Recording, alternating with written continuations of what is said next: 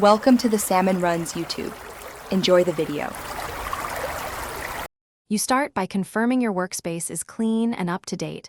Run git status and git fetch origin so you see remote changes.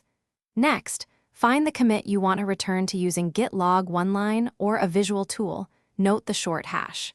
Create a safety branch with git checkout b rollback safety so you can experiment without touching main. Once done, make sure you can reproduce the state locally before performing any irreversible operations on shared branches. You now decide which rollback strategy fits your team. Git revert hash creates a new commit that undoes changes and is safe for shared branches. Use it when others pulled the bad commit. Alternatively, git reset with soft, mixed, or hard modes rewrites history locally. Use soft to keep changes staged, hard to discard them. If you reset and need to recover, check git reflog to find lost head.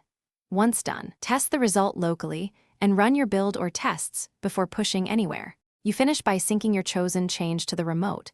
If you used git revert, push normally with git push origin branch and create a PR if required.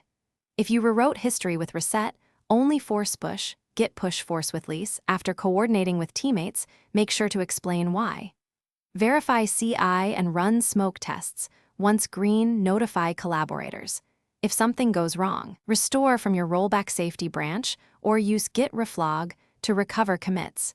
And communicate clearly so everyone can update safely. Thanks for watching. Consider subscribing if we helped you.